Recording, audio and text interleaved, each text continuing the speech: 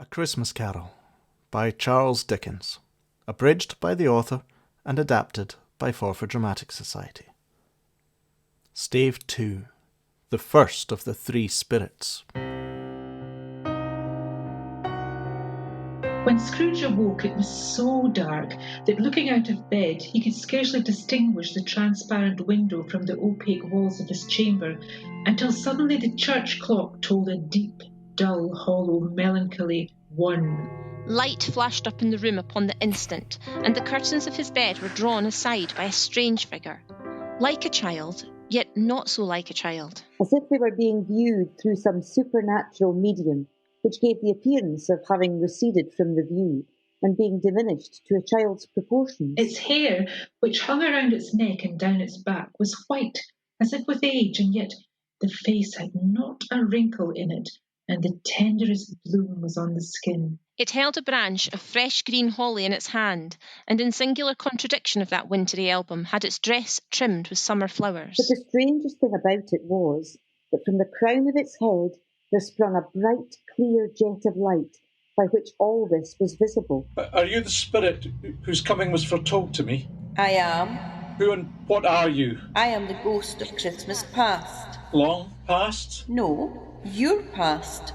The things that you will see with me are shadows of the things that have been. They will have no consciousness of us. What business has brought you here? Your welfare. Rise and walk with me.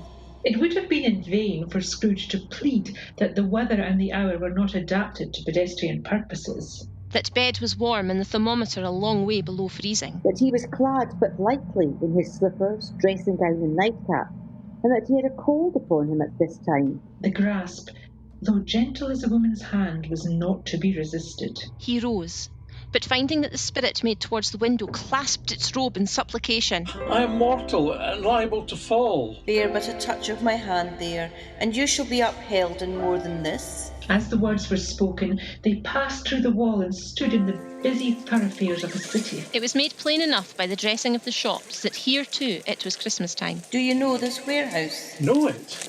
I was apprenticed here. They went in, at sight of an old gentleman in a Welsh wig, sitting behind such a high desk that, if he had been 2 inches taller, he must have knocked his head against the ceiling. Scrooge cried in great excitement. Why, it's old Fezziwig. Bless his heart, it's Fezziwig alive again. Yo ho there! Ebenezer! Dick! Dick Wilkins, to be sure. My old fellow prentice. Bless me, yes. There he is. He was very much attached to me, was Dick. Poor Dick. Dear, dear. Yo ho, me boys! No more work tonight. Christmas Eve, Dick. Christmas, Ebenezer. Let's have this shores up before a man can say Jack Robinson. Clear away, me lads, and let's have lots of room here. Clear away!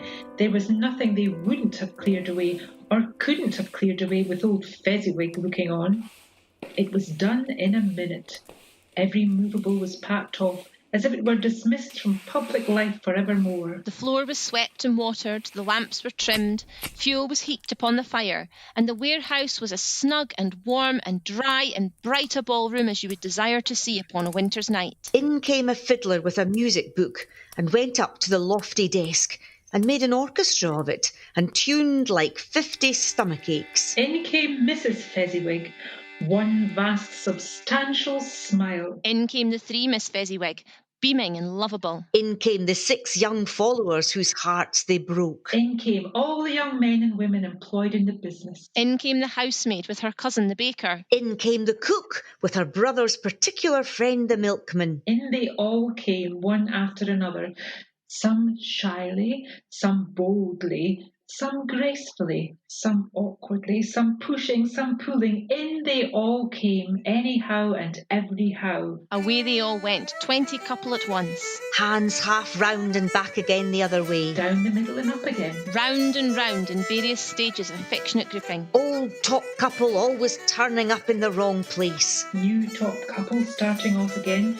As soon as they got there, All top couples at last and not a bottom one to help them. When this result was brought about, old Fezziwig, clapping his hands to stop the dance, cried out, Ah, Ah, well done. And the fiddler plunged his hot face into a pot of porter especially provided for that purpose. There were more dances, and there were forfeits, and more dances, and there was cake, and there was a great piece of cold roast, and there was a great piece of cold boiled, and there were mince pies and plenty of beer. But the great effect of the evening came after the roast and boiled, when the fiddlers struck up Sir Roger de Coverley.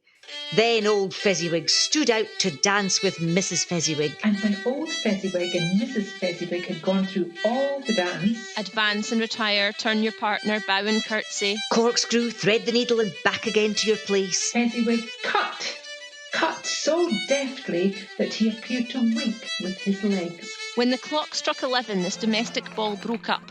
Mr. and Mrs. Fezziwig took their stations, one on either side the door, and shaking hands with every person individually as he or she went out, wished him or her a Merry Christmas. When everybody had retired but the two prentices, they did the same to them, and thus the cheerful voices died away, and the lads were left to their beds, which were under a counter in the back shop. A small matter to make these silly folks so full of gratitude.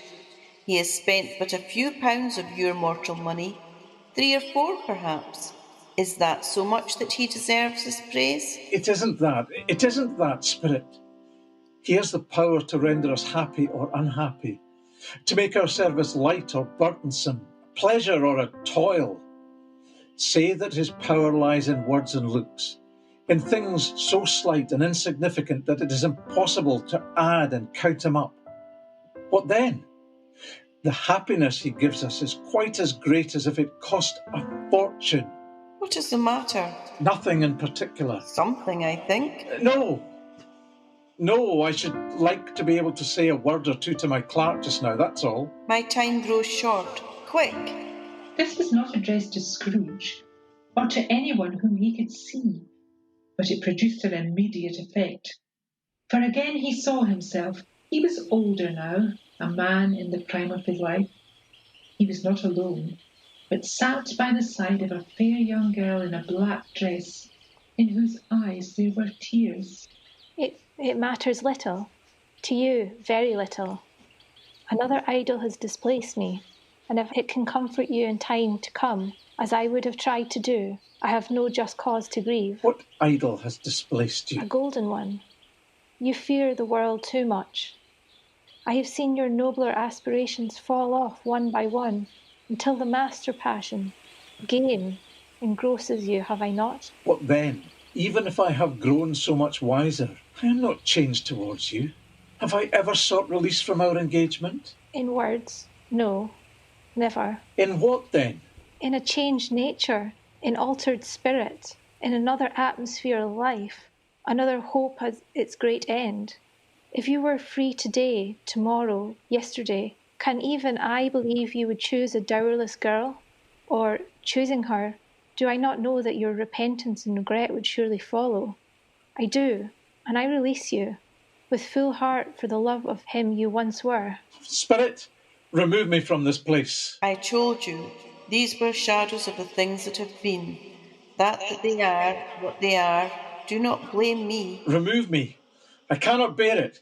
Leave me, take me back, haunt me no longer. As he struggled with the spirit, he was conscious of being exhausted and overcome by an irresistible drowsiness, and further, of being in his own bedroom. He had barely time to reel to bed before he sank into a heavy sleep.